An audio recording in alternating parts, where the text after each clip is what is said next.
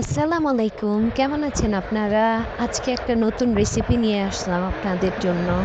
এটা খুবই টেস্টি এবং যারা এটা বানাবেন সেম এইভাবেই তারা খেয়ে বলবেন, যারা সাজনা খান না তারাও খাবেন। এটা এত মজার একটা রেসিপি। আমি নিজে খেয়েও অবাক হয়ে গেছি। আমি ফার্স্ট খেয়েছিলাম। তো এই রেসিপিটা এইজন্য আপনাদের সাথে শেয়ার করলাম। আপনারা সবাই ট্রাই করে দেখবেন। অনেক মজা, অনেক। আর চিংড়ি মাছটা দিয়ে রান্না করার জন্য আরও বেশি টেস্ট হয়। সাজনার যে একটা গন্ধ থাকে, গন্ধটা কমে যায়। এই জন্য বলছি যে আপনারা যদি রান্না করেন সেম এইভাবে খেয়ে খুবই মজা পাবেন এবং ভুলতে পারবেন না, আবারও খেতে ইচ্ছা করবে। এবং যদি আপনারা এই রেসিপিটা দেখে কেউ রান্না করেন আমাকে অবশ্যই কমেন্ট করে জানাবেন। তো প্রথমে মশলাগুলো দিয়ে প্রথমে কষাই নিতে হবে।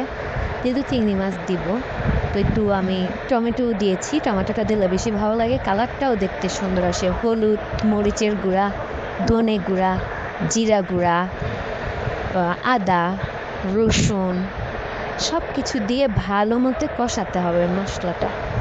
নর্মালি আমরা মাছ কষানোর জন্য যেভাবে কষাই সেভাবেই কষাতে হবে। এটা আমার বোনের রান্না, তো আমার বোনের হাতের রান্না এটা। তারপর একটু পানি দিয়ে আর একটু কষিয়ে নিয়ে তারপর চিংড়ি মাছগুলো দিয়ে দিব। কাঁচামরিচটা একটু পরে গোটা গোটা দিলে বেশি ভালো হয়। চিংড়ি মাছ কষানোর পর আমরা সাজনা, আলু সব দিয়ে দিব। চিংড়ি মাছটা স্কিপ হয়ে গেছে, সরি এই জন্য। তো পানি দিয়ে দিলাম, দিয়ে ভালো মতো এটাকে কষাতে হবে। কষানো হয়ে গেলে আমরা একটু চিনি দিব। চিনিটা আপনারা নাও দিতে পারেন, আমার দিলে একটু ভালো লাগে সেই জন্য। তো কেমন হয়েছে আপনারা আমাকে একটু কমেন্ট করে জানাবেন। খুবই টেস্ট, আমার কাছে ভালো লেগেছে। আল্লাহ হাফেজ।